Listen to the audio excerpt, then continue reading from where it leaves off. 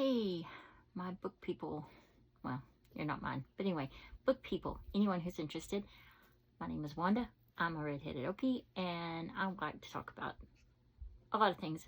But tonight, right now, I'm going to talk about the audiobooks that I read in April. So, to start off with, I read Deconverted by Seth Andrews. Now, Seth is a local boy. He's from here in the Tulsa area.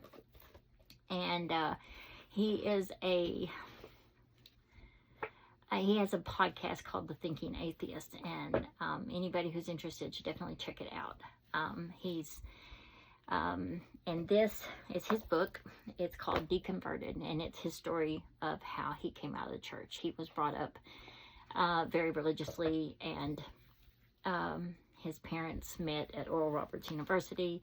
They brought him up in the church. He was a leader in the church. And then he went into Christian radio, and he was a broadcaster. He's got a great voice. So if you love to listen to somebody with a warm, beautiful voice, I mean, it's the perfect radio voice. It's so good. And he's very, very compassionate, very thoughtful, funny. I mean, he's got some great talk. So if you want, check him out. He's got a YouTube channel. You can find him everywhere. And it's The Thinking Atheist. And if you're interested in that, definitely go check it out. The book was very good. I have the physical copy of the book, but I listened to it on audio when I found out that he was the one that was going to be doing the narration. Like I said, he's just got a great voice. Beautiful voice to listen to. You could just sit and listen to him for hours. His story is, I'm not terribly surprised. I'm, of course, an Okie myself, and brought up in the church. We do have some divergence in our journey. And I don't know that I would be willing to say that I was full-on atheist, but I am atheist curious. I don't know what you'd say. Anyway, I'm not ready to go there. It's not really something I have a big conflict with. I don't have a lot of problems. I don't have a lot of trauma because of it. That wasn't my situation. But I can sympathize with people who have that. And because it can be quite debilitating, and it can be quite emotionally draining, and there's so much involved in it, and it can be really terrible. Like I said, I really didn't have that journey, and I wouldn't say that I'm out to the one person in my family that matters the most. He's 85 years old to my father, and I wouldn't put him through that at this point in his life, because I know what it would do to him, and there's no point in that. So my father, he's a great guy, and he did not traumatize me. I had a great childhood. So anyway, but we're talking about Seth. So Seth's journey is very different. He was in Christian radio, and then he basically was like, I can't. Anyway, it's his story. It's a deconversion story. I would recommend it if it's something you're interested in, because he guides you through a lot of different things, gives you things to look at, and I've listened to him on his podcast, and he's just very warm. He's very gracious. He's very compassionate. And if you're struggling in those areas, he would be a good resource for you. So again, Seth Andrews, The Thinking Atheist, if that's something that you're interested in, and you're inclined towards, and something you're searching for. Highly recommend. The next book that I had started reading, the Vorkisigan Saga by Lois McMasters Bujold. I'm not sure I'm pronouncing that correctly. Names.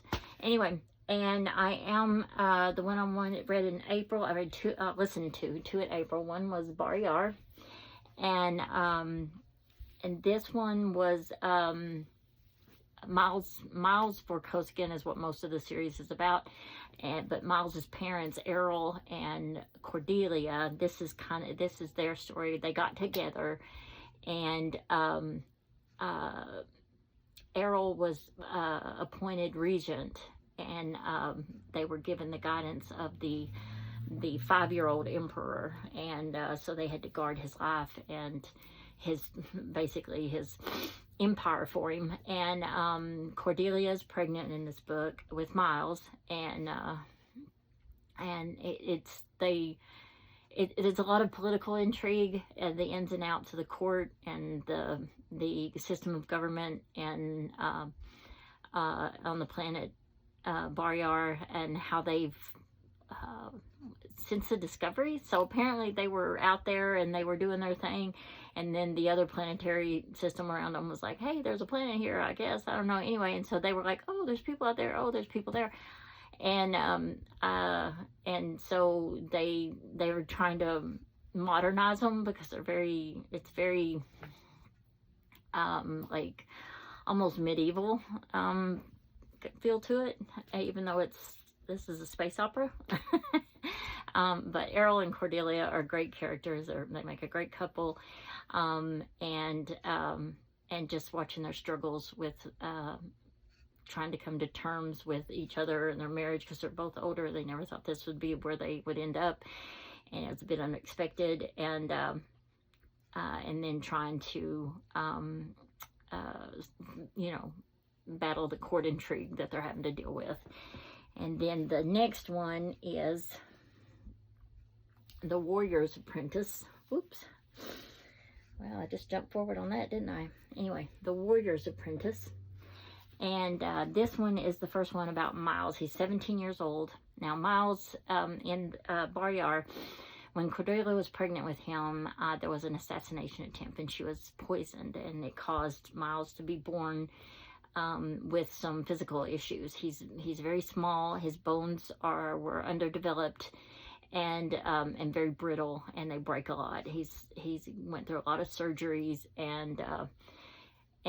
but he's very smart, and he's very, his will to live is amazing. And so in The Warrior's Apprentice, he's 17, and he travels to the Beta planet where his mother's from, and this kid, I swear to God, he's like, there's the things he gets into. It's like, how did this happen? How did I find myself in this spot? But he gets himself into these crazy situations, and then he thinks his way out. He's genius, and he's king, just spewing nonsense and being convincing about it. And so he goes, and he's like, he just kind of stumbles through, and he finds himself the commander of this mercenary fleet of ships. Okay. And then he's in war, and then he wins. And then he's like, Miles, where you been? And he's like, well, this thing happened. And the sad thing is, though, is that his lifetime protector, Bothari, was killed in the process of all of this. And Bothari's daughter, anyway, kind of learned some disturbing things about her creation and stuff that goes back to previous books.